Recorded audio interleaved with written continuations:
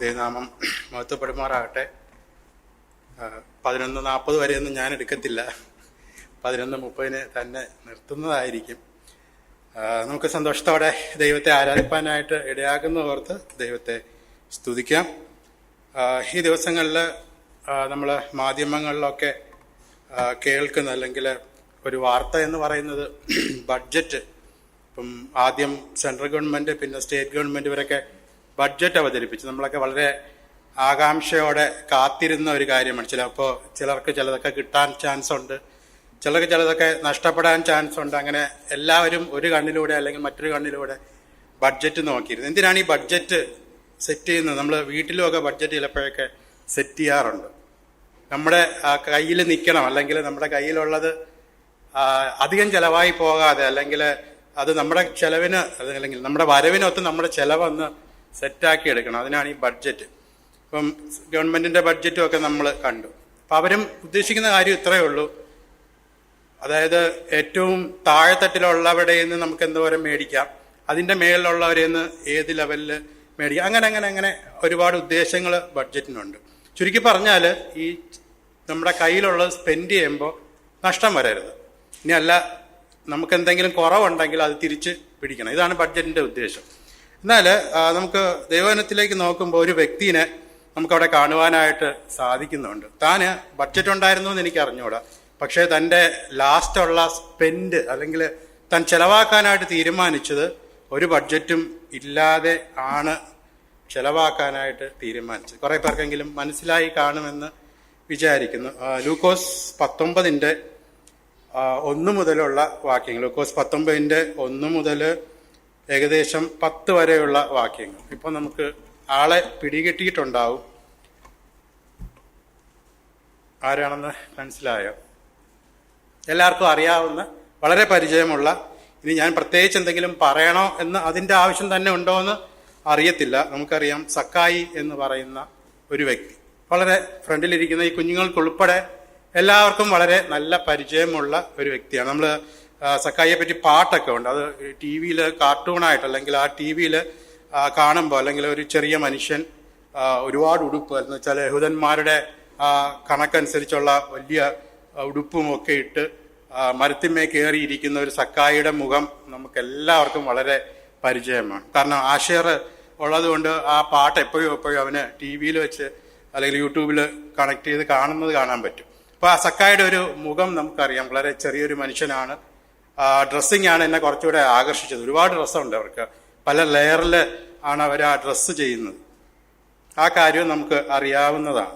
ഈ സക്കായിയുടെ പേരിന്റെ അർത്ഥം നമുക്ക് ഞാനിങ്ങനെ നോക്കിയപ്പോൾ കണ്ടത് ഇന്നസെന്റ്, അല്ലെങ്കിൽ വളരെ പാവപ്പെട്ട അല്ലെങ്കിൽ ഇന്നസെന്റ് ആയിട്ടുള്ള ഒരു വ്യക്തിയായിട്ടാണ് നമുക്ക് കാണുവാനായിട്ട് സാധിക്കുന്നത്. അവന്റെ ജോലി വെച്ചാണ് അവൻ കുറച്ചുകൂടെ ഫേമസ് ആയിട്ട് ഇരിക്കുന്നത്. അവന്റെ ചുങ്കം പിരിക്കുക എന്നുള്ളതാണ് അവന്റെ ജോലിയായിട്ടിരിക്കുന്നത്. ഇതെല്ലാം അവന്റെ ബേസിക് കാര്യങ്ങളാണ്, അല്ലെങ്കിൽ സക്കായിയെ പറ്റിയുള്ള ബേസിക് ആയിട്ടുള്ള കാര്യങ്ങളായിട്ട് നമുക്ക് കണക്കാക്കാനായിട്ട് സാധിക്കും. ഈ സക്കായി ചുങ്കം പിരിക്കുന്നത്, ഈ സക്കായി ഒരു യഹൂദനാണ് അല്ലേ, ഒരു യഹൂദനായ ഒരു വ്യക്തിയാണ്. ചുങ്കം പിരിക്കുന്നത് യഹൂദന്മാരിൽ നിന്ന് തന്നെയാണ് ചുങ്കം പിരിക്കുന്നത് എന്ന് നമുക്ക് മനസ്സിലാക്കുവാനായിട്ട് സാധിക്കും.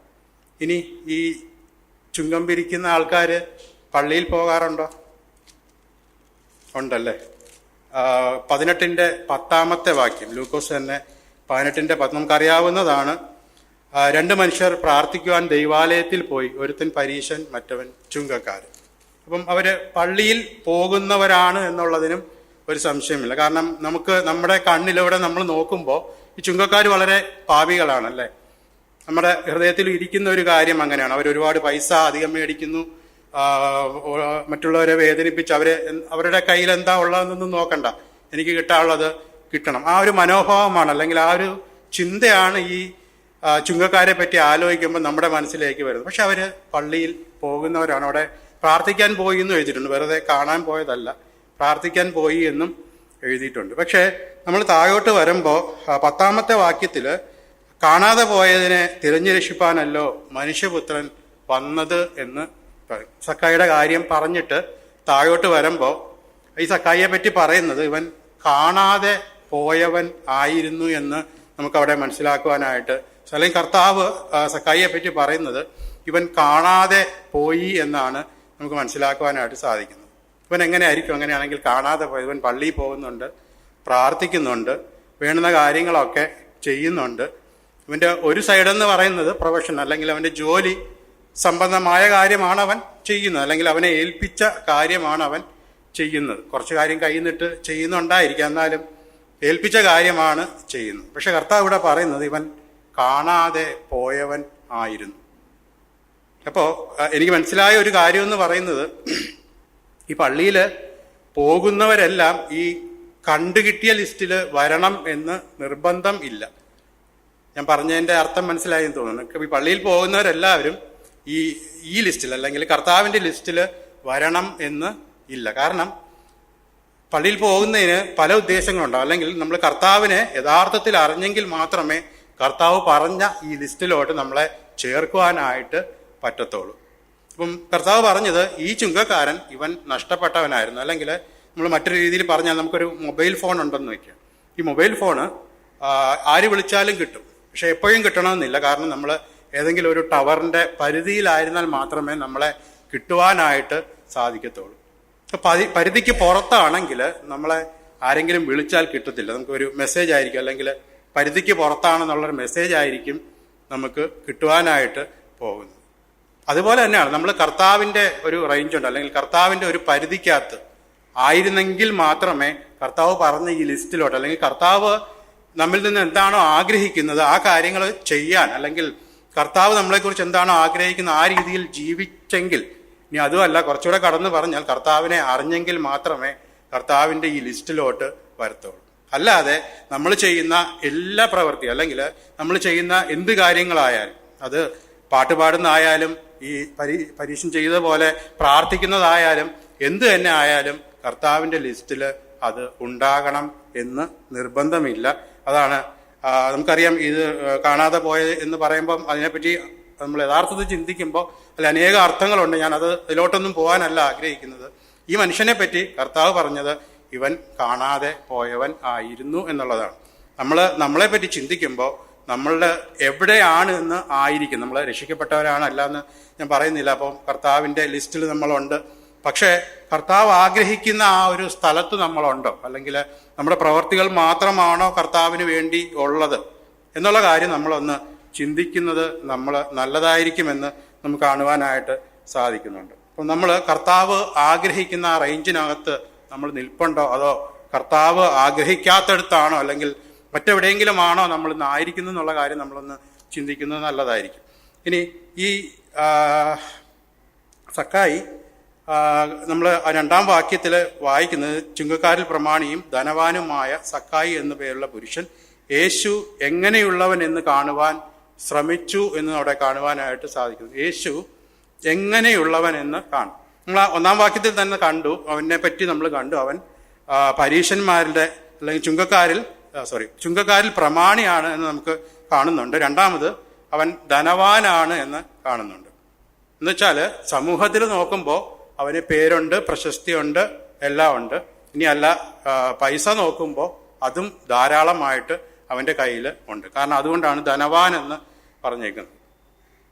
ഇവൻ്റെ അടുത്ത് ആവശ്യമായിട്ടുള്ള കാര്യങ്ങളൊക്കെ അവനുണ്ട്, അല്ലെങ്കിൽ ഈ ഭൂമിയിൽ ജീവിക്കാൻ ആവശ്യമായിട്ടുള്ള എല്ലാ കാര്യങ്ങളും അവൻ്റെ കയ്യിൽ ഉണ്ട്. പക്ഷെ എന്തോ ഒരു കുറവ്, അല്ലെങ്കിൽ എന്തോ ഒരു മിസ്സിങ് ഉണ്ട്. എന്ന് വെച്ചാൽ ചില കാര്യങ്ങൾ അവന് ഇല്ല, അല്ലെങ്കിൽ അവന് എന്താ പറയുന്നത്, അവൻ്റെ ഹൃദയം എടുത്ത് നമ്മളൊന്ന് പരിശോധിച്ച് നോക്കിയാൽ അതിന് രണ്ടായിട്ട് ഡിവൈഡ് ചെയ്യാം, അല്ലെങ്കിൽ മൂന്നായിട്ട് ഡിവൈഡ് ചെയ്യാം. ഒരു ഭാഗത്ത് അവന് ആ പ്രമാണി എന്നുള്ള ആ കാര്യങ്ങളൊക്കെ നിറച്ചു വെച്ചിട്ടുണ്ട്.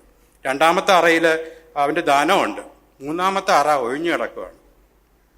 എന്ന് വെച്ചാൽ അവിടെ എന്തോ ഒരു കാര്യം മിസ്സിങ് ഉണ്ട്. അതാണ് അവൻ അന്വേഷിച്ച് ഇറങ്ങിയത്. അല്ലെങ്കിൽ അവന് കർത്താവിനെ ഒന്ന് കാണണം. അല്ലെങ്കിൽ നമ്മൾ മറ്റൊരു രീതിയിൽ പറഞ്ഞാൽ, അല്ലെങ്കിൽ നമ്മുടെ ജീവിതം ഒന്ന് തട്ടിച്ച് നോക്കിയാൽ അവന് ആത്മീയമായിട്ടുള്ള ഒരു ദാഹം അവന് ഉണ്ടായതായിട്ട് നമുക്ക് കാണുവാനായിട്ട് സാധിക്കും. അല്ലെങ്കിൽ ഈ കർത്താവിനെ പറ്റി അനേക കാര്യങ്ങൾ അവൻ കേട്ടിട്ടുണ്ടായിരിക്കും, അല്ലെങ്കിൽ കർത്താവ് ചെയ്ത അനേക കാര്യങ്ങൾ, അല്ലെങ്കിൽ ഇവൻ എങ്ങനെയുള്ളവൻ, അല്ലെങ്കിൽ ഇവൻ എന്താണ് ചെയ്യുന്നത്, ഈ കാര്യങ്ങളൊക്കെ അവന് അറിയാമായിരിക്കും. പക്ഷേ ഈ സക്കായിയുടെ ആഗ്രഹം എന്ന് പറയുന്നത് ഈ കർത്താവിനെ ഒന്ന് കണ്ടാൽ മതി. ഞാൻ പറഞ്ഞ വാക്കൊന്ന് ശ്രദ്ധിക്കണം. കണ്ടാൽ മതി അവന്. കർത്താവ് എങ്ങനെയുള്ളവനൊന്ന് ജസ്റ്റ് ഒന്ന് കാണണം. അതിനുവേണ്ടിയുള്ള തത്രപ്പാടാണ് പിന്നീട് താൻ ചെയ്യുന്നതെന്ന് നമുക്ക് മനസ്സിലാക്കുവാനായിട്ട് സാധിക്കും. അപ്പം ഞാൻ പറഞ്ഞു വന്ന ഇത്രയേ ഉള്ളൂ. ഈ സക്കായിയുടെ ഹൃദയത്തിൽ ഒരു ആത്മീയമായിട്ടുള്ള ഒരു ദാഹം, അല്ലെങ്കിൽ എൻ്റെ കർത്താവിനെ ഒന്ന്, അല്ലെങ്കിൽ യേശു എങ്ങനെയുള്ളവനെന്ന് ഒന്ന് കാണണം. നമുക്ക് ഈ ഒരു ദാഹമുണ്ടോ എന്നുള്ള കാര്യം, അല്ലെങ്കിൽ കർത്താവിനെ ഒന്ന് കാണാനായിട്ടുള്ള ആഗ്രഹം, അല്ലെങ്കിൽ നമ്മളെല്ലാവരും കർത്താവിനെ അറിഞ്ഞവരാണ്, നമ്മൾ കർത്താവിനെ സ്നേഹിക്കുന്നവരാണ്. പക്ഷെ നമ്മൾ ആ സ്നേഹിക്കുന്ന ആ ഒരു ലെവല് മതിയോ, അല്ലെങ്കിൽ നമ്മുടെ ഹൃദയത്തിൽ കുറച്ചും കൂടെ കർത്താവിനെ നിറയ്ക്കുവാനായിട്ട് സ്ഥലമുണ്ടോ എന്നുള്ള കാര്യം നമ്മൾ ഒന്ന് ചിന്തിക്കുന്നത് നല്ലതായിരിക്കും. അല്ലെങ്കിൽ ഈ ദാഹം ഇല്ല എങ്കിൽ, ഇപ്പോൾ ഒരു കൊച്ചു കുഞ്ഞിനെ എടുത്താൽ, അല്ലെങ്കിൽ നമ്മളെ തന്നെ എടുത്താൽ, നമുക്ക് അനേക ദിവസമായിട്ട് ഒരു ദാഹവും ഇല്ല, വെള്ളം എനിക്ക് കുടിക്കാനേ തോന്നുന്നില്ല, അല്ലെങ്കിൽ എനിക്ക് വെള്ളം വേണ്ട, അങ്ങനെ പറയുമ്പോൾ എന്തോ ഒരു പ്രശ്നം നമുക്ക് ഉള്ളതായിട്ട് മനസ്സിലാക്കുവാനായിട്ട് സാധിക്കും. അപ്പം കർത്താവ് ആഗ്രഹിക്കുന്ന ഇതേപോലെ ഒരു ദാഹം നമുക്ക് ഉണ്ടാവണം, കർത്താവിനെ അറിയുവാനായിട്ടുള്ള ഒരു ദാഹം, അല്ലെങ്കിൽ കർത്താവിനെ കുറച്ചുകൂടെ രുചിച്ചറിയുവാനായിട്ട്, അല്ലെങ്കിൽ കർത്താവിനെ സ്നേഹിക്കുവാനായിട്ടുള്ള ഒരു ദാഹം, അല്ലെങ്കിൽ എൻ്റെ ഹൃദയം കർത്താവിനെ കൊണ്ട് നിറയ്ക്കുവാനായിട്ടുള്ളൊരു ആഗ്രഹം നമുക്ക് ഉണ്ടോ എന്ന് നമ്മളൊന്ന് ചിന്തിക്കേണ്ടി. അല്ലെങ്കിൽ നമ്മുടെ കണ്ണുകളിലൂടെ നമ്മൾ എന്താണ് കാണുന്നത്? നമ്മുടെ കർത്താവിനെ തന്നെയാണോ കാണുന്നത്, അതോ ഈ ലോകത്തിൻ്റെ കാര്യങ്ങളൊക്കെ ആണോ നമ്മൾ കാണുവാനായിട്ട് ശ്രമിക്കുന്നത് എന്നുള്ള കാര്യം നമ്മൾ നമ്മളെ തന്നെ ഒന്ന് ചിന്തിക്കണം. കർത്താവ് ആഗ്രഹിക്കുന്നത് നമ്മൾ കുറച്ചും കൂടെ നമ്മുടെ കർത്താവിനെ ഒന്ന് അറിയുവാനായിട്ട് ശ്രമിക്കണം, അല്ലെങ്കിൽ നമ്മുടെ കർത്താവിനെ ഒന്ന് കാണുവാനായിട്ട് ശ്രമിക്കണം. കാരണം അവനെപ്പറ്റിയുള്ള കാഴ്ച എന്ന് പറയുന്നത് നമുക്ക് നമ്മുടെ ഹൃദയങ്ങളെ നിറയ്ക്കുവാൻ തക്കവണ്ണം പ്രാപ്തമായിട്ടുള്ള കാര്യമാണ്. ഈ സക്കായിയുടെ ലൈഫിൽ നിന്ന് നോക്കുമ്പോൾ സക്കായി ആദ്യം ചെയ്ത കാര്യം ഇതാണ്. അവന് തനിക്ക് കിട്ടിയ അവസരം താന് ഉപയോഗിച്ചതായിട്ട് നമുക്ക് കാണുവാനായിട്ട് സാധിക്കുന്നുണ്ട്. 3-ാം വാക്യത്തിലാണ് യേശു എങ്ങനെയുള്ളവനെന്ന് കാണുവാൻ ശ്രമിച്ചു, വളർച്ചയിൽ കുറിയവനാകൊണ്ടും പുരുഷാര നിമിത്തം കഴിഞ്ഞില്ല എന്ന് നമുക്ക് കാണുവാനായിട്ട് അവിടെ അങ്ങനെയാണ് നമ്മൾ വായിക്കുന്നത്. അപ്പോൾ ഈ സക്കായി പറയുന്ന ആദ്യത്തെ കാര്യം കടന്ന് പോകുമ്പോൾ, അല്ലെങ്കിൽ യേശു കടന്ന് പോകുമ്പോൾ, യേശു കടന്നു പോകുമ്പോൾ തന്നെ ഒരു പക്ഷേങ്കിൽ അധികം യഹൂദന്മാരിങ്ങനെ കടന്നു പോകാൻ ആഗ്രഹിക്കാത്ത ഒരു സ്ഥലമാണ് അത് എന്ന് നമുക്ക് അറിയാവുന്ന കാര്യമാണല്ലോ. അപ്പം അതായത് യേശു ഇങ്ങനെ പോകുന്നു എന്ന് അറിഞ്ഞ് ആ ഒരു മൊമെന്റ്, അല്ലെങ്കിൽ അത് കഴിഞ്ഞിട്ട് പിന്നെ തന്നെ യേശുവിനെ കാണണമെന്ന് വിചാരിച്ചാൽ ഒരു പക്ഷേങ്കിൽ നടന്നു എന്ന് വരത്തില്ല. അതുകൊണ്ട് യേശു പോകുന്നത് അറിഞ്ഞിട്ട് ഈ സക്കായി കർത്താവിനെ എങ്ങനെയെങ്കിലും ഒന്ന് കാണണം എന്ന് ആഗ്രഹിച്ചു. അപ്പോൾ അതിനു വേണ്ടിയിട്ട് അവൻ ചെയ്യുന്ന കാര്യം ആണ് നമുക്കറിയാം. ഒരു മരത്തിൻ്റെ മേളിൽ വലിഞ്ഞു കയറിയിരുന്ന് കർത്താവിനെ കാണുവാനായിട്ട് ശ്രമിക്കുന്നുണ്ട്, പക്ഷെ അത് നടന്നതായിട്ട് നമുക്ക് കാണുവാനായിട്ട് സാധിക്കുന്നില്ല. നമ്മൾ ലൂക്കോസ് 18 തന്നെ 35 ഒരു കുരുടനെ പറ്റി വായിക്കുന്നുണ്ട്, യെരിഹോവിലെ കുരുടൻ. അവിടെ നമ്മൾ വായിക്കുന്ന ഒരു കാര്യമുണ്ട്. അവിടെയും അപ്പോൾ അവൻ, അല്ലെങ്കിൽ യേശു കടന്നു പോകുന്ന ആ നിമിഷത്തിൽ തന്നെ അവൻ കർത്താവിനെ അല്ലെങ്കിൽ യേശുവിനെ വിളിക്കുന്നതായിട്ട് നമുക്ക് കാണുവാനായിട്ട് സാധിക്കുന്നുണ്ട്. അപ്പം ഞാൻ പറഞ്ഞു വന്ന ഇതാണ്, നമുക്ക് ചലിക്കുന്ന അവസരങ്ങൾ അത് നമ്മൾ തക്കത്തിൽ ഉപയോഗിക്കണം. നമുക്ക് ലഭിക്കുന്ന അവസരങ്ങൾ അത് തക്കത്തിൽ ഉപയോഗിക്കണം, അല്ലെങ്കിൽ നമുക്കത് നഷ്ടമാകാനുള്ള എല്ലാ സാധ്യതയും ഉണ്ട്. കാരണം നമ്മൾ കൊരിന്ത്യരിലൊക്കെ വായിക്കുന്നുണ്ട് സമയം തക്കത്തിന് ഉപയോഗിച്ചു കൊള്ളുവാനായിട്ട്. അപ്പോൾ നമുക്കും ഈ ഭൂമിയിൽ വെച്ച് അനേകം അവസരങ്ങൾ എന്ന് പറയുമ്പോൾ ലോകപ്രകാരമുള്ള അവസരങ്ങൾ നമുക്ക് ലഭിക്കും. അത് നമ്മൾ നന്നായിട്ട് ഉപയോഗിക്കാനായിട്ട് ആഗ്രഹിക്കുന്നവരാണ്, അല്ലെങ്കിൽ ഉപയോഗിക്കുന്നവരാണ്. പക്ഷേ കർത്താവിനെ അറിയുവാനായിട്ട്, അല്ലെങ്കിൽ ഈ കർത്താവിനെ കാണുവാനായിട്ടുള്ള അവസരങ്ങൾ നമ്മുടെ ജീവിതത്തിൽ ഉണ്ടാകുമ്പോൾ അത് നമ്മൾ എങ്ങനെ വിനിയോഗിക്കുന്നു എന്നുള്ള കാര്യം നമ്മളൊന്ന് ചിന്തിക്കേണ്ടിയിരിക്കുന്നു. ഒരുപക്ഷെങ്കിലും നമ്മൾ നാളെ ആകട്ടെ അല്ലെങ്കിൽ മറ്റന്നാളാകട്ടെ അങ്ങനെ നീട്ടിവെക്കാനുള്ള എല്ലാ ചാൻസും നമുക്ക് ലഭ്യമാണ്. അത് നമ്മുടെ ഹൃദയത്തിൽ നിന്ന് ഉണ്ടാകേണ്ട ചിന്തയാണ്. നമ്മൾ എപ്പോൾ അല്ലെങ്കിൽ എങ്ങനെ എവിടെ വെച്ച് കർത്താവിനെ സ്നേഹിക്കുവാനായിട്ട് ഇടയാവും. അല്ല, ഇടയോഗങ്ങൾക്കൊക്കെ പോകുവാനുള്ള അവസരം ലഭിച്ചാലും അതും അവസരമാണ്. അവസരം ലഭിച്ചാൽ നമുക്കതിനെ പോകാതിരിക്കാം. നമുക്ക് കുറച്ചുകൂടെ കംഫർട്ടബിൾ ആയിട്ടുള്ള മറ്റു കാര്യങ്ങളൊക്കെ തിരഞ്ഞെടുക്കാം. വേറെ റിസ്ക് ഒന്നുമില്ല, വേറെ ബുദ്ധിമുട്ടൊന്നുമില്ല. ഇതുപോലുള്ള അനേക അവസരങ്ങൾ നമ്മുടെ മുമ്പേ കർത്താവ് കൊണ്ട് തരുന്നുണ്ട്. ഇതിലേതാണ് നമ്മൾ തിരഞ്ഞെടുക്കുവാനായിട്ട് ആഗ്രഹിക്കുന്നത് എന്ന് നമ്മൾ ഒന്ന് ചിന്തിക്കുന്നത് വളരെ നല്ലതായിരിക്കും. നമ്മുടെ അവസരങ്ങൾ തക്കത്തിന് ഉപയോഗിക്കാനായിട്ട്, അല്ലെങ്കിൽ നമുക്ക് ലഭിക്കുന്ന സമയം തക്കത്തിന് ഉപയോഗിക്കാനായിട്ട്. ഇവിടെ ഈ ഒരു കുരുടനെ പറ്റി നമ്മൾ കണ്ടു, ഈ സക്കായിയെ പറ്റിയും കണ്ടു. അവർക്ക് രണ്ടും ലഭിക്കുന്ന അവസരം. കാരണം കർത്താവ് ഇനി പോയിട്ട് ഇനി വരുമോ എന്നോ അല്ലെങ്കിൽ മറ്റൊരു അവസരത്തിൽ കാണാൻ പറ്റുമോ എന്നോ ഒന്നും ഇവനെ അറിയത്തില്ല. ഇവന് ആ അവസരം തക്കത്തിൽ ഉപയോഗിച്ചു എന്നുള്ളതിന് ഒരു സംശയമില്ല.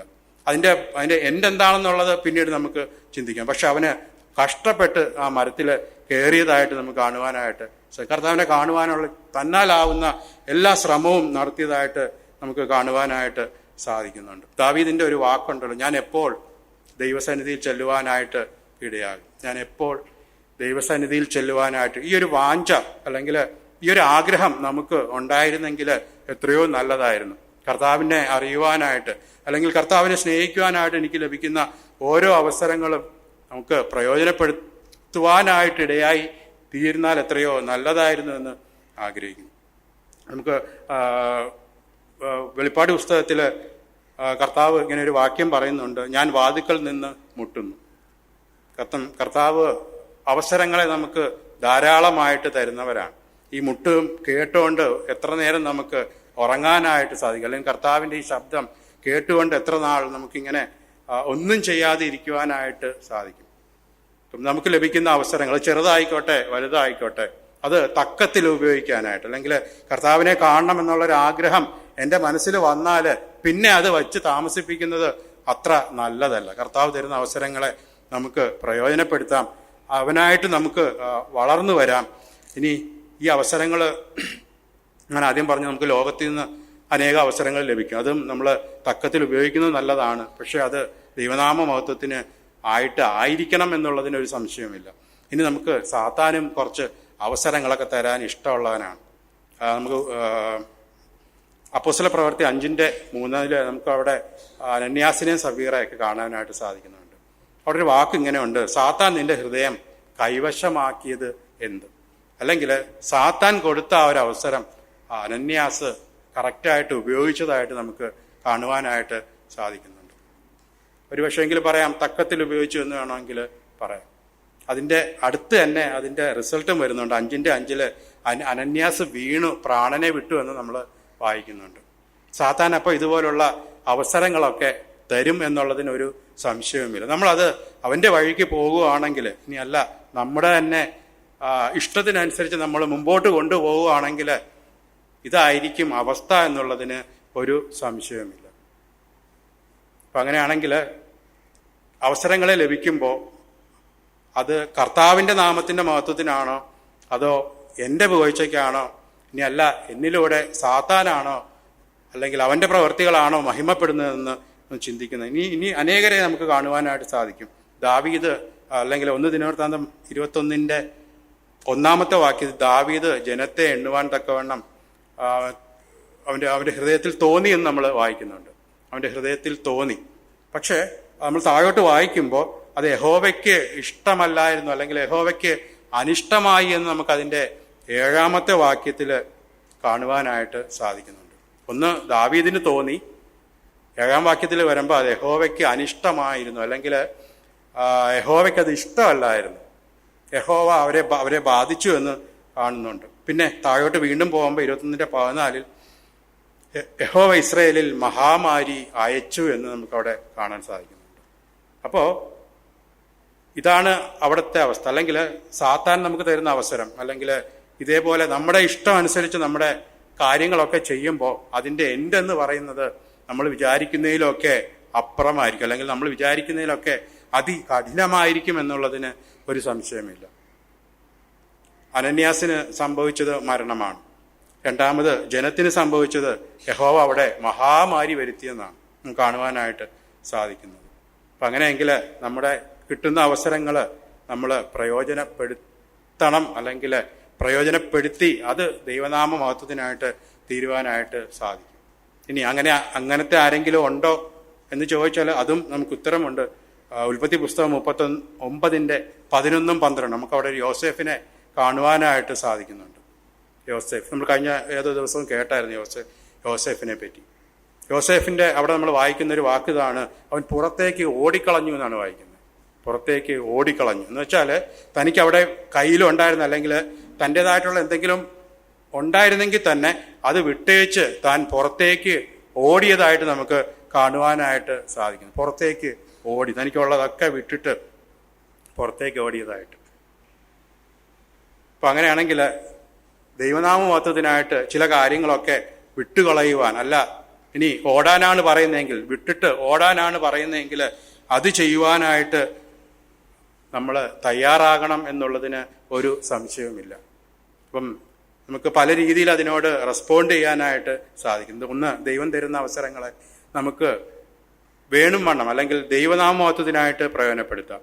ഇനി അല്ല സാത്താന്റെ ഇഷ്ടത്തിന് അല്ലെങ്കിൽ നമ്മുടെ സ്വന്തത്തിന്റെ ഇഷ്ടത്തിന് വേണ്ടി, സ്വയത്തിന്റെ ഇഷ്ടത്തിന് വേണ്ടി നമുക്ക് പ്രയോജനപ്പെടുത്താം.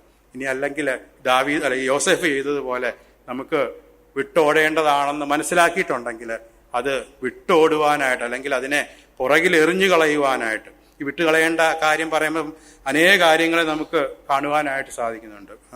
വിട്ടുകളയേണ്ട അനേക കാര്യങ്ങൾ നമ്മുടെ മുമ്പാകെ ഉണ്ട്. അത് വിട്ടുകളയുവാനായിട്ട്, മുമ്പോട്ട് ഓടുവാനായിട്ട് ദൈവം തരുന്ന അവസരങ്ങൾ, അത് അതിൻ്റെ ആ ഒരു പോസിബിലിറ്റി അല്ലെങ്കിൽ അത് എങ്ങനെയുള്ളതാണെന്ന് നമ്മൾ മനസ്സിലാക്കിയിട്ട് അത് തക്കത്തിൽ ഉപയോഗിക്കാനായിട്ട്, അതിന് സമയമാണെങ്കിലും നമുക്ക് ലഭിക്കുന്ന ധനമാണെങ്കിലും എന്ത് തന്നെയാണെങ്കിലും തക്കത്തിൽ ഉപയോഗിക്കാനായിട്ട് നമുക്ക് സാധിക്കട്ടെ. സക്കായി ആ കാര്യം അല്ലെങ്കിൽ കർത്താവ് കടന്നു പോകുന്ന ആ ഒരു മൊമെന്റ് അറിഞ്ഞിട്ട് തന്നെ കൊണ്ട് ആവുന്ന കാര്യങ്ങൾ താൻ ചെയ്തതായിട്ട് കാണുവാനായിട്ട് സാധിക്കുന്നുണ്ട്. അത് സക്സസ് ആയില്ല എന്നുള്ള, അല്ലെങ്കിൽ സക്കായിയുടെ കാഴ്ചപ്പാടി കൂടെ നോക്കുമ്പോൾ അത് സക്സസ് ആയിരുന്നോ അല്ലേ എന്നുള്ളത് രണ്ടാമത്തെ കാര്യം. പക്ഷെ തന്നെ കൊണ്ടാവുന്നത് ചെയ്തു. രണ്ടാമത്തെ കാര്യം എന്ന് പറയുന്നത് താന് വളരെ പ്രതികൂലം തനിക്കുണ്ടായതായിട്ട് നമുക്ക് കാണുവാനായിട്ട് സാധിക്കുന്നുണ്ട്. തനിക്ക് അല്ലെങ്കിൽ തൻ്റെ മനസ്സ് നമ്മൾ അന്ന് ആലോചിച്ച് നോക്കിയാൽ, അല്ലെങ്കിൽ തൻ്റെ ഹൃദയം ഒന്ന് നമ്മൾ എടുത്തു നോക്കിയാൽ തൻ്റെ ആഗ്രഹം എന്ന് പറയുന്നത് കർത്താവിനെ കാണണം. അതിൽ തെറ്റൊന്നും നമുക്ക് പറയുവാനായിട്ട് സാധിക്കത്തില്ല. അപ്പം അങ്ങനെയാണെങ്കിൽ നമ്മൾ നോക്കുമ്പോൾ നല്ല ഉദ്ദേശം നല്ലതാണ്, പക്ഷേ തനിക്ക് അനേകം പ്രതികൂലങ്ങൾ അല്ലെങ്കിൽ പ്രയാസങ്ങൾ അവിടെ ഉണ്ടായതായിട്ട് കാണുന്നുണ്ട്. രണ്ട് കാര്യങ്ങൾ. ഒന്ന്, താന് പൊക്കമില്ലായിരുന്നു, തനിക്ക് വളരെ ചെറിയൊരു മനുഷ്യനായിരുന്നു. രണ്ടാമത്തെ തൻ്റെ തടസ്സം എന്ന് പറയുന്നത് പുരുഷാര നിമിത്തം കഴിഞ്ഞില്ല എന്ന് നമ്മളവിടെ വായിക്കുന്നുണ്ട്. രണ്ട് തടസ്സങ്ങൾ നമുക്ക് അവിടെ കാണുവാനായിട്ട് സാധിക്കുന്നുണ്ട്. അപ്പം തനിക്ക് ചുറ്റുമുള്ള ആൾക്കാരെന്ന് പറയുന്നത് വളരെ പൊക്കമുള്ള ആൾക്കാരായിരുന്നിരിക്കാം. രണ്ടാമതെന്ന് പറയുന്നത് തനിക്കൊരു പൊക്കം ഇല്ല എന്നുള്ളത് കാര്യം നമുക്ക് മനസ്സിലാക്കുവാനായിട്ട് സാധിക്കും. ഞാൻ പറഞ്ഞതിൻ്റെ ഉദ്ദേശം ഇതാണ്. നമ്മുടെ ഹൃദയത്തിൽ ഉള്ള ചിന്ത എന്ന് പറയുന്നത് കർത്താവിനെ കാണണം എന്ന് ഉള്ളത് തന്നെയായിരുന്നു, അല്ലെങ്കിൽ സക്കായിക്കും ദൈവത്തെ കാണണം എന്ന് ഉള്ളത് തന്നെയായിരുന്നു. പക്ഷേ ഈ തടസ്സങ്ങളൊക്കെ തൻ്റെ മുമ്പിലും ഉണ്ടായിരുന്നു.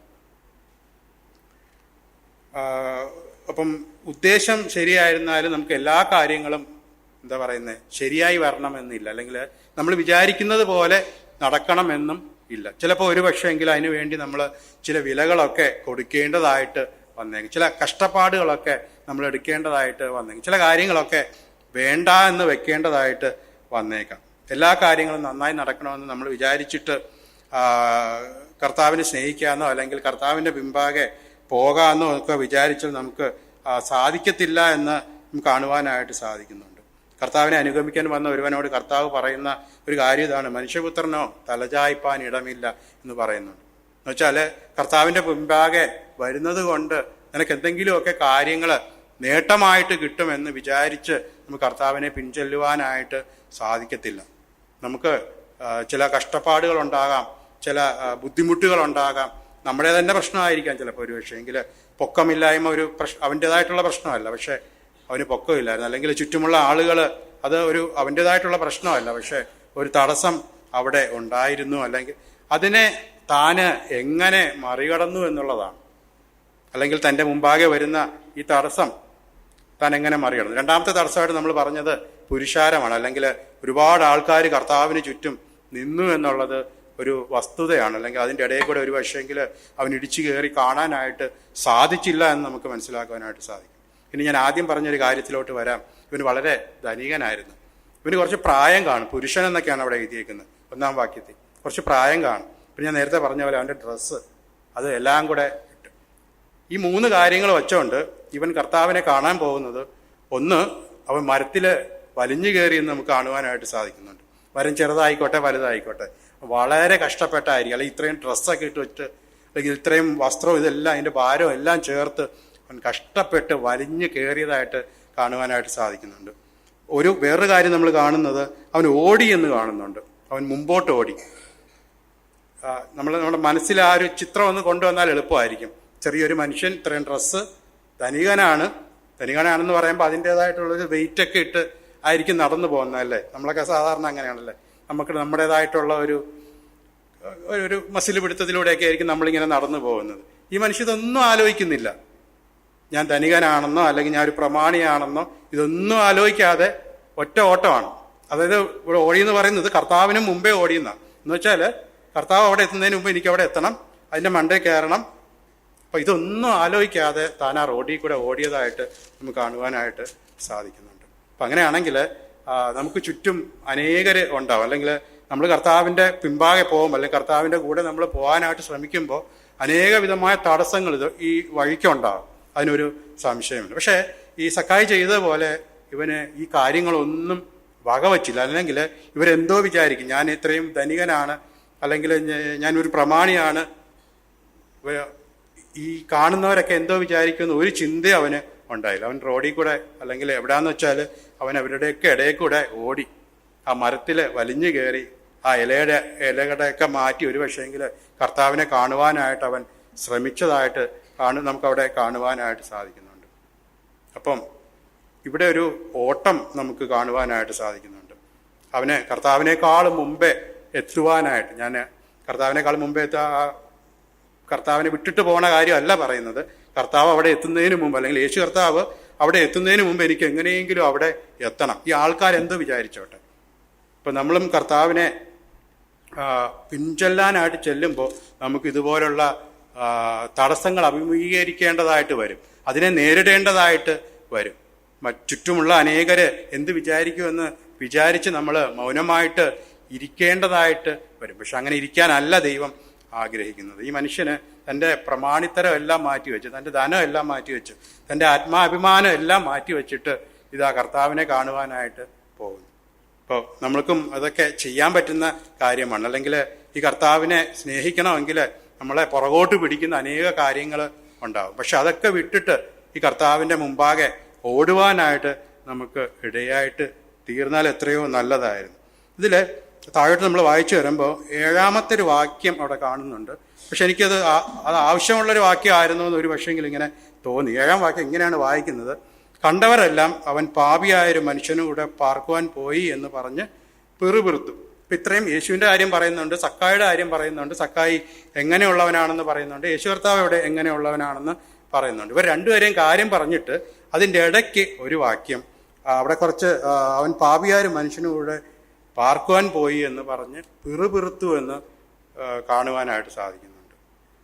ഇവിടെ ആൾക്കാർക്ക് ഇതിൻ്റെ ഒരു ആവശ്യവും ഇവിടെ ഉള്ളതായിട്ട് കാണുന്നില്ല. അവർ രണ്ടുപേരെ കാര്യം, യേശു കർത്താവും സക്കായി. ഇതിൻ്റെ ഇടയ്ക്ക് ആൾക്കാർക്ക് ഒരു റോളും ഇല്ല. പക്ഷെ ഇതുപോലുള്ള കാര്യങ്ങൾ നമുക്ക് ഇടയിലും ഉണ്ടാകാനായിട്ടുള്ള ചാൻസസ് ഉണ്ട്. അതെന്ന് വെച്ചാൽ ഈ പിറുപിറുപ്പ് എന്ന് പറയുന്നത് അത് അന്ന് കർത്താവിൻ്റെ കാലത്തും ഉണ്ടായിരുന്നു എന്നുള്ളതിന് ഒരു സംശയവുമില്ല. പക്ഷെ ഇവരാരും അത് ചെവിക്കിടുന്നവർ അല്ലെങ്കിൽ യേശു കർത്താവിനെയോ അല്ലെങ്കിൽ സക്കായിയോ ഈ കാര്യം ബാധിക്കുന്നതായിട്ട് നമുക്ക് കാണുവാനായിട്ട് സാധിക്കുന്നില്ല. അപ്പോൾ നമ്മൾ ചില കാര്യങ്ങൾ ചെയ്യാൻ ശ്രമിക്കുമ്പോൾ അല്ലെങ്കിൽ നല്ല ഉദ്ദേശത്തോടു കൂടി ചെയ്യാൻ ശ്രമിക്കുമ്പോൾ അവിടെ പിറുപിറുപ്പൊക്കെ ഉണ്ടായി എന്ന് വന്നേക്കാം. സക്കായി അത് ബാധിച്ചതേയില്ല, അല്ലെങ്കിൽ യേശു കർത്താവിനെ അത് ബാധിച്ചതേ ഇല്ല. നമുക്കും അതേപോലെ ആ കാര്യം ബാധിക്കാതെ അങ്ങ് വിടുത്താൽ എത്രയോ നല്ലതായിരിക്കും. അല്ലെങ്കിൽ നമ്മളത് ബാധിക്കാത്ത അല്ലെങ്കിൽ നമുക്ക് ഒരു ദോഷവും വരാത്ത ഒരു കാര്യമാണ്. പിറുപിറുക്കുന്നവരെ നമുക്ക് നിർത്താനായിട്ട് നമുക്ക് ഒരിക്കലും സാധിക്കത്തില്ല. നമ്മളെ അത് ബാധിക്കുന്ന കാര്യം അല്ല എന്നുള്ള ചിന്തയിലോട്ട് നമ്മൾ പോവുകയാണെങ്കിൽ ഏറ്റവും നല്ലതായിരിക്കും എന്നുള്ളതിന് നമുക്കൊരു ഏറ്റവും നല്ലതായിട്ടുള്ള ഒരു കാര്യമാണ്. ഈ നമ്മൾ ലൂക്കോസിൽ തന്നെ 5:27-28 ഒരു ലേവിയെ കർത്താവ് വിളിക്കുന്നതായിട്ട് കാണുന്നുണ്ട്. അവിടെ ആ ലേവി ചെയ്ത കാര്യം, അവൻ സകലവും വിട്ടു എഴുന്നേറ്റു കർത്താവിനെ അനുഗമിച്ചു. ഈ 3 കാര്യങ്ങളെ അവിടെ ചെയ്തതായിട്ട് കാണുവാനായിട്ട് സാധിക്കും. കർത്താവിനെ അനുഗമിക്കുമ്പോൾ അത് ഇങ്ങനെ ആയിരിക്കണം. കർത്താവ് വിളിക്കുമ്പോൾ നമ്മളവിടെ കയ്യിലുണ്ടായിരുന്ന അവിടെ വിട്ടു, എഴുന്നേറ്റു കർത്താവിൻ്റെ പിറകെ പോയി. വലിയ ലോജിക്കിൻ്റെയോ അല്ലെങ്കിൽ വലിയ തീരുമാനങ്ങളുടെ ഒന്നും ഒരാവശ്യവും അവിടെ ഉള്ളതായിട്ട് നമുക്ക് കാണുവാനായിട്ട് സാധിക്കുന്നത്. സിമ്പിളായിട്ടുള്ള തീരുമാനം.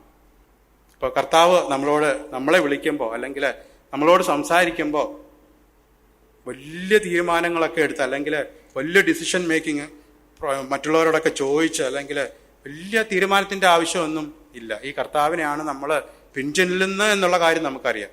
അങ്ങനെയാണെങ്കിൽ അവനെ അനുഗമിപ്പാനായിട്ട് നമ്മളെ പുറകോട്ട് വലിക്കുന്ന കാര്യങ്ങൾ, അല്ലെങ്കിൽ സക്കായിയെ ബാധിക്കാമായിരുന്ന കാര്യങ്ങളൊക്കെ അവിടെ ഉണ്ടായിരുന്നു. തനിക്ക് ചുറ്റുമുള്ളവർ പിറുപിറുപ്പായിട്ടൊക്കെ നിൽക്കുന്നുണ്ട്. അതൊന്നും തനിക്കൊരു ബാധകമേ അല്ലായിരുന്നു. അപ്പം അങ്ങനെയാണെങ്കിൽ ഇതെല്ലാം വിട്ടിട്ട്, നമ്മളെ പുറകോട്ട് വലിക്കുന്ന എല്ലാ കാര്യങ്ങളും വിട്ടിട്ട് മുമ്പോട്ട് ഓടുവാനായിട്ട് നമുക്ക് ഇടയായിട്ട് തീരണം. അപ്പം എൻ്റെ മൂന്നാമത്തെ പോയിന്റ് അതായിരുന്നു, അവൻ മുമ്പോട്ട് ഓടി.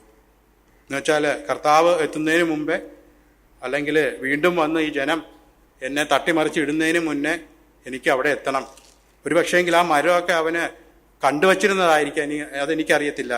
അവിടെ ഒരു മരമുണ്ട് എന്നുള്ള കാര്യം അവന് അറിയാമായിരുന്നു. അതിൻ്റെ മേളിൽ കയറണമെന്നുള്ള ഉദ്ദേശം മാത്രമേ അവന് ഉണ്ടായിരുന്നുള്ളൂ എന്ന് കാണുവാൻ സാധിക്കും. ഇനി ഈ മരത്തിൻ്റെ മണ്ടയിൽ കയറിയാൽ കർത്താവിനെ കാണാം എന്നുള്ള ഒരു ഉറപ്പും ഉള്ളതായിട്ട് നമുക്ക് എവിടെയും കാണുവാനായിട്ട് സാധിക്കുന്നില്ല. പക്ഷേ തന്നെ കൊണ്ട് ഞാൻ നേരത്തെ പറഞ്ഞതാണ്, തന്നാലാവുന്നത് താൻ ചെയ്തു. മരത്തിൻ്റെ മണ്ടയിൽ കയറിയാൽ കർത്താവിനെ കാണാം എന്നുള്ള ആ ഒരു ആഗ്രഹത്തോടു കൂടി താൻ മുമ്പോട്ട് പോയതായിട്ട് നമുക്ക് കാണുവാനായിട്ട് സാധിക്കുന്നുണ്ട്. അപ്പം കർത്താവിനെ അറിയുന്നതിൽ നിന്ന്, അല്ലെങ്കിൽ കർത്താവിനെ സ്നേഹിക്കുന്നതിൽ നിന്ന് നമ്മളെ പിന്നോട്ട് വലിക്കുന്ന കാര്യങ്ങളൊക്കെ വിട്ടിട്ട് മുന്നോട്ട് ഓടുവാനായിട്ട് നമുക്ക് ഇടയായി തീരട്ടെ. എബ്രായർ വായിക്കുന്നുണ്ട്, സകല ഭാരവും മുറുകെ പറ്റുന്ന പാപവും വിട്ട് നമ്മൾ ഓടുവാനായിട്ട് കർത്താവ് നമ്മളോട് പറയുന്നുണ്ട്. പിന്നെ ലോകത്തിൻ്റെ ചിന്തയും ധനത്തിൻ്റെ വഞ്ചനയൊക്കെ നമ്മളെ പുറകോട്ട് വലിക്കാനുള്ള, അല്ലെങ്കിൽ നമ്മളെ നിർജീവമാക്കാനുള്ള എല്ലാ സാധ്യതയും നമ്മുടെ മുമ്പിൽ ഉണ്ട്. പക്ഷെ ഇവിടെ എല്ലാം സക്കായി ചെയ്തതുപോലെ കർത്താവിനെ നോക്കുകയാണ് വേണ്ടത്. അല്ലെങ്കിൽ കർത്താവിന് വേണ്ടി നമുക്ക് നിൽക്കണമെന്നാണ് ദൈവം നമ്മളെക്കുറിച്ച് ആഗ്രഹിക്കുന്നത്. ഇനി നാലാമത്തെ കാര്യം എന്ന് പറയുന്നത്, അവൻ ചെയ്ത കാര്യം തന്നെയാണ്. അവൻ തൻ്റേതായിട്ടുള്ള രീതിയിൽ ഒരു വഴി കണ്ടെത്തിയതായിട്ട് നമുക്ക് കാണുവാനായിട്ട് സാധിക്കുന്നു. അതാണ് നമുക്കറിയാം, താന് മരത്തിൽ വലിഞ്ഞ് കയറി. അതിന് ഒരു റിസൾട്ട് ഉണ്ടാകുമോ എന്നുള്ള കാര്യമൊന്നും അറിയത്തില്ല. അല്ലെങ്കിൽ ഒരുപക്ഷേ നമ്മൾ ചിന്തിക്കുക, ഏതെങ്കിലും ഒരു സമയത്ത് ഇവന് കർത്താവിൻ്റെ അടുത്ത് പോയാൽ പോരായിരുന്നോ എന്നൊക്കെ ഒരു പക്ഷേങ്കിൽ നമുക്ക് ചിന്തിക്കാം. പക്ഷെ അതൊന്നും അല്ല അവിടുത്തെ വിഷയം. താന് ഒരു കർത്താവിനെ അറിയണമെന്നുള്ള തൻ്റെ അതിയായ ആഗ്രഹം, അല്ലെങ്കിൽ തൻ്റെ ഹൃദയത്തെ കർത്താവിനെ കൊണ്ട് നിറയ്ക്കണമെന്നുള്ള ആ വലിയ ആഗ്രഹം തനിക്കുണ്ടായിരുന്നത് കൊണ്ട് താന് ആ മരത്തിൽ വലിഞ്ഞു കയറി എന്ന് നമുക്ക് കാണുവാനായിട്ട് സാധിക്കുന്നുണ്ട്. അപ്പം അത് ഈ പറഞ്ഞ പോലെ അത്ര എളുപ്പമുള്ള കാര്യമൊന്നും അല്ല. തന്നെ സംബന്ധിച്ചിടത്തോളം, തൻ്റെ സ്റ്റാറ്റസ് സംബന്ധിച്ച് അനേക കാര്യങ്ങൾ നോക്കുമ്പോൾ ഇത് ഒട്ടും എളുപ്പമുള്ള കാര്യമല്ലായിരുന്നു. പക്ഷെ അതെല്ലാം മറന്നിട്ട് താന് കർത്താവിനെ കാണുവാനായിട്ട് പോകുന്നതായിട്ട് നമുക്ക് മനസ്സിലാക്കുവാനായിട്ട് സാധിക്കുന്നുണ്ട്. റോമർ 1:15 ഞാൻ ആവോളം ഒരുങ്ങിയിരിക്കുന്നു എന്ന് പറയുന്ന പൗലോസിൻ്റെ ഒരു വാക്കുണ്ട്. ആവോളം ഒരുങ്ങിയിരിക്കുന്നു എന്ന് വെച്ചാൽ കർത്താവിനെ, അല്ലെങ്കിൽ എന്തിനും റെഡിയായിട്ടിരിക്കുന്ന ഒരു പൗലോസിനെ നമുക്കവിടെ കാണുവാനായിട്ട് സാധിക്കുന്നു. ആവോളം ഒരുങ്ങിയിരിക്കുന്നത് തന്നെ അതിലൊരു ഏകദേശം കംപ്ലീഷൻ ഉള്ള കാര്യമാണ്. ഏകദേശം റെഡിയായി ഇനി അങ്ങ് പുറപ്പെട്ടാൽ മതി എന്ന് വെച്ചാൽ അടുത്തൊരു ലെവലും കൂടെ കടന്നിട്ട് ഞാൻ ആവോളം ഒരുങ്ങി. അതായത് ഇനി ഒരു ഡിലേയുടെ ആവശ്യമില്ല. എന്നെ എപ്പോൾ വിളിക്കുന്നത് എനിക്ക് അപ്പോൾ അതിലേക്ക് ഇറങ്ങാനായിട്ട് സാധിക്കും. അപ്പം അതേപോലെ ഒരു ഒരുക്കം നമുക്ക് ഉണ്ടാകണം. നമ്മുടെ നമ്മൾ കണ്ടതിങ്ങനെയാണ്, നമ്മളെ പുറകോട്ട് വലിക്കുന്ന കാര്യങ്ങളൊക്കെ വിട്ടിട്ട് മുമ്പോട്ട് ഓടുവാനായിട്ട് നമുക്ക് ഒരു ഒരുക്കം ഉണ്ടാകണം. ഇനി മറ്റൊരു കാര്യം നമ്മൾ ചിന്തിച്ചാൽ, അതാണ് ഞാൻ ആദ്യം വായിച്ചത്, യേശു എങ്ങനെയുള്ളവനെന്ന് കാണുവാൻ ശ്രമിച്ചു. അതായത് യേശു എങ്ങനെയുള്ളവനെന്ന് എനിക്കൊന്ന് കണ്ടാൽ മതി. അതിൻ്റെ ഒരു മറു സൈഡ് നമുക്ക് ചിന്തിച്ചാൽ, എന്നെ കർത്താവ് കാണണമെന്ന് എനിക്ക് വലിയ നിർബന്ധം ഇല്ല എന്ന് വേണമെങ്കിൽ നമുക്ക് ചിന്തിക്കാം. യേശു എന്നെ കണ്ടാൽ മതി, എനിക്ക് യേശുവിനെ കണ്ടാൽ മതി, യേശു എന്നെ കാണണമെന്ന് വലിയ നിർബന്ധം ഇല്ല. കാരണം മരത്തിൻ്റെ മണ്ടയിൽ കയറി മിണ്ടാണ്ടിരിക്കുവാണല്ലേ കർത്താവ് ഇതിലെ പോകുമ്പോൾ കാണാനായിട്ട്. പലപ്പോഴും നമ്മുടെ ജീവിതം ഇതുപോലാണല്ലേ. നമുക്ക് കർത്താവിനെ കാണണം, പക്ഷെ കർത്താവ് എൻ്റെ ഹൃദയത്തിലോട്ടൊന്നും ഇപ്പം അങ്ങനെ അത്യാവശ്യപ്പെട്ട് നോക്കേണ്ട കാര്യമൊന്നും ഇല്ലയെന്നൊരു പക്ഷേങ്കിലും നമ്മൾ ചിന്തിച്ചേക്കും. കാരണം എന്താ, നമ്മുടെ ഹൃദയത്തിൽ നമുക്ക് പോലും ഇഷ്ടമല്ലാത്ത ചില ചിന്തകളും, അല്ലെങ്കിൽ നമുക്ക് പോലും ഇഷ്ടമല്ലാത്ത കാര്യങ്ങളൊക്കെ ഒരു പക്ഷേങ്കിൽ നമ്മുടെ ഹൃദയത്തിലൂടെയൊക്കെ നമ്മൾ ചിന്തിച്ചെന്ന് വന്നേക്കാം, അല്ലെങ്കിൽ കടന്നുപോയി എന്ന് വന്നേക്കാം. ഇങ്ങനെ ഒരു ചിന്തയാണെങ്കിൽ തീർച്ചയായിട്ടും നമുക്കത് തെറ്റായിട്ടുള്ള കാര്യമാണ്. കർത്താവ് നമ്മളെ കാണുവാനായിട്ട് ആഗ്രഹിക്കുന്ന ഒരു കർത്താവാണ്. അല്ലെങ്കിൽ നമ്മൾ ഈ ചിലരോടൊക്കെ പറയും, ഞാൻ പിന്നെ വന്ന് കണ്ടോളാം എന്ന് പറയുന്ന പോലെ നമുക്ക് കർത്താവിനോട് പറയാനായിട്ട് സാധിക്കത്തില്ല. നമുക്കിഷ്ടമുള്ളപ്പോഴല്ല കർത്താവിനെ ചെന്ന് കാണുവാനായിട്ട്. നമ്മുടെ ഹൃദയം അല്ലെങ്കിൽ നമ്മുടെ ഭവനം അല്ലെങ്കിൽ നമ്മുടെ ഹൃദയമാകുന്ന ഭവനം നമ്മൾ തുറന്ന് വെക്കേണ്ടത് ആവശ്യമാണ്. അല്ലെങ്കിൽ കർത്താവ് കാണത്തക്ക രീതിയിൽ അല്ലെങ്കിൽ കർത്താവിനെ കാണാൻ കൊള്ളാത്ത ഒരു കാര്യവും നമ്മുടെ ഹൃദയത്തിൽ ഉണ്ടാകാനായിട്ട് പാടില്ല എന്ന് നമുക്ക് മനസ്സിലാക്കുവാനായിട്ട് സാധിക്കും. ഇവിടെ അവൻ്റെ ഹൃദയം ദൈവം കണ്ടിട്ടാണ് കർത്താവ് മേലോട്ട് നോക്കിയെന്ന് നമ്മൾ വായിക്കുന്നുണ്ട്. അല്ലെങ്കിൽ താൻ ആ മരത്തിൻ്റെ ചുവട്ടിൽ ചെന്നിട്ട് മേലോട്ട് നോക്കിയതായിട്ട് കാണുവാനായിട്ട് സാധിക്കുന്നുണ്ട്. അപ്പം കർത്താവ് നമ്മുടെ ഹൃദയത്തിലേക്ക് നോക്കുവാനായിട്ട് ഇഷ്ടം അല്ലെങ്കിൽ താല്പര്യപ്പെടുന്ന ഒരു കർത്താവാണ്. അല്ലെങ്കിൽ ഈ ഇലയുടെ മറയിൽ ഞാൻ മറഞ്ഞ് അങ്ങ് ഇരുന്നോളാം, എങ്ങനെയെങ്കിലുമൊക്കെ ഞാൻ ഇങ്ങനെ അങ്ങ് ജീവിച്ചോളാം എന്ന് വിചാരിച്ചാൽ പോലും കർത്താവ് നമ്മളിലേക്ക് ഇറങ്ങി വരുവാനായിട്ട്, അല്ലെങ്കിൽ നേരത്തെ വായിച്ച പോലെ വാതിൽക്കൽ നിന്ന് മുട്ടുന്നു എന്നുവെച്ചാൽ ഇടിച്ചു കയറി വരാനല്ല, നമ്മുടെ ഹൃദയത്തിലേക്ക് സമാധാനത്തോടെ കയറി വരുവാനായിട്ടാണ് ഈ കർത്താവ് ആഗ്രഹിക്കുന്നു എന്നുള്ളതിന് ഒരു സംശയവുമില്ല.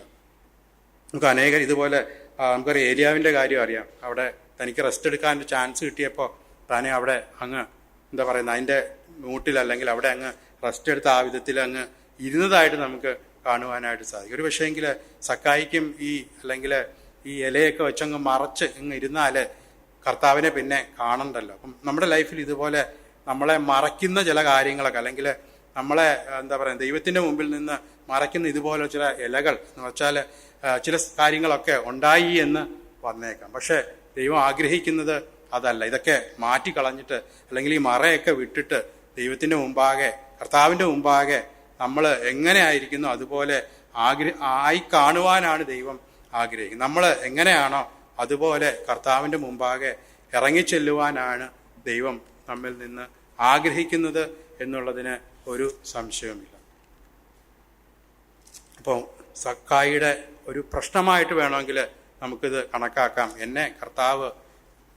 ഞാൻ കർത്താവിനെ കണ്ടാൽ മതി, എന്നെ കാണണ്ട എന്നുള്ള ആ ഒരു ചിന്തയോടുകൂടെ ആണെങ്കിൽ തീർച്ചയായിട്ടും അത് തെറ്റാണ് എന്നുള്ളതിന് ഒരു സംശയമില്ല.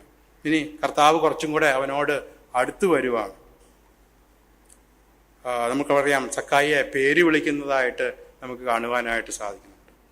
സക്കായിയെ വേഗം ഇറങ്ങി വാ എന്ന്, അല്ലെങ്കിൽ എൻ്റെ പേരൊക്കെ എങ്ങനെ മനസ്സിലായി എന്നുള്ള കാര്യമൊന്നും എനിക്കറിയില്ല.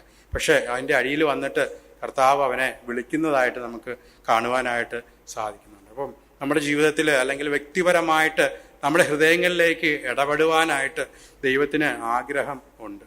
ഇപ്പം നമ്മൾ ഈ കാട്ടത്തിയുടെ ആ ഇലയൊക്കെ വിട്ടിട്ട് അല്ലെങ്കിൽ ആ മറവൊക്കെ വിട്ടിട്ട് കർത്താവിൻ്റെ ആ പ്രസൻസിലോട്ട് ഇറങ്ങി വരുവാനായിട്ട് കർത്താവ് അവനെ വിളിക്കുന്നതായിട്ട് നമുക്ക് കാണുവാനായിട്ട് സാധിക്കുന്നുണ്ട്.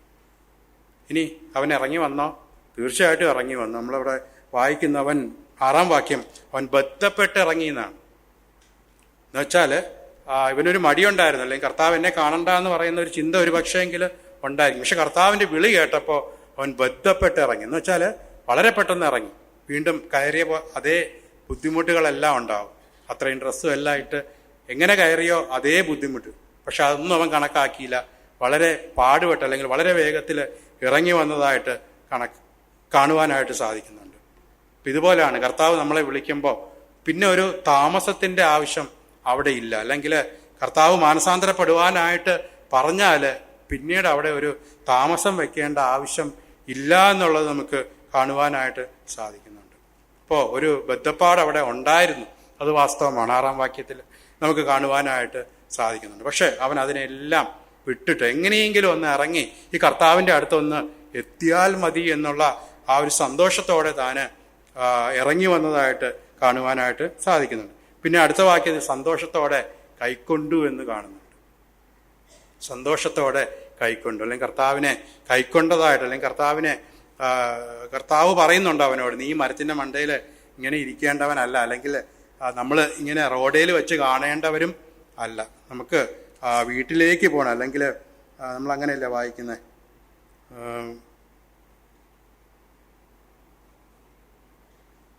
സന്തോഷത്തോടെ അവനെ കൈക്കൊണ്ടു എന്ന് നമുക്ക് അവിടെ കാണുവാനായിട്ട് സാധിക്കും. അതിൻ്റെ 5-ാം വാക്യത്തിൽ ഇന്ന് നിന്റെ വീട്ടിൽ പാർക്കേണ്ടതാകുന്നു എന്നും കാണുന്നുണ്ട്. അപ്പം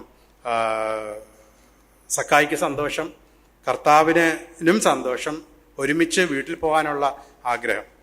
അവിടെ തടസ്സമൊന്നും പറഞ്ഞതായിട്ട് കാണുന്നില്ല. കാരണം തൻ്റെ ഭവനം കർത്താവിനായിട്ട് തുറന്നു കൊടുക്കുവാനായിട്ട് അവനൊരു മടിയും ഉണ്ടായിരുന്നില്ല, ഒരു താമസം ഉണ്ടായിരുന്നില്ല. അല്ലെങ്കിൽ വേണമെങ്കിൽ കർത്താവിനോട് പറയാമായിരുന്നു, കർത്താവ് നീ വരാൻ കണക്കിന് ഇപ്പോൾ എൻ്റെ വീട് ഓക്കെ അല്ല, പിന്നീട് ഒരിക്കലാകാം. അങ്ങനെയുള്ള ഒരു ചിന്തയും സക്കായിക്ക് ഉണ്ടായിരുന്നില്ല. ഇപ്പോൾ എന്താണോ അത്, അല്ലെങ്കിൽ ഇപ്പോൾ നീ ഇറങ്ങി വാ എന്ന് കർത്താവ് പറഞ്ഞപ്പോൾ ബന്ധപ്പെട്ട് ഇറങ്ങി. നിന്റെ വീട്ടിൽ പോകാമെന്ന് പറഞ്ഞപ്പോൾ ഇതാ പോകാനായിട്ട്, അല്ലെങ്കിൽ തൻ്റെ ഭവനം തുറന്നു കൊടുക്കുവാനായിട്ട് സക്കായിക്ക് ഇഷ്ടമായി എന്നുള്ളതിനും ഒരു സംശയമില്ല. അങ്ങനെയാണെങ്കിൽ ഇതേപോലെ നമ്മളടുത്തും കർത്താവ് പറയുമ്പോൾ ഇറങ്ങി വരാനാണ് പറയുന്നതെങ്കിൽ, അല്ലെങ്കിൽ നമ്മൾ പിടിച്ചു വച്ചേക്കുന്ന ചില കാര്യങ്ങളിലൊക്കെ പിടിച്ചു വെച്ചുകൊണ്ടാണ് നമ്മൾ ജീവിക്കുന്നതെങ്കിൽ ഇറങ്ങി വരുവാൻ കർത്താവ് പറഞ്ഞാൽ നമ്മൾ ഇറങ്ങി വന്നേ പറ്റത്തുള്ളൂ.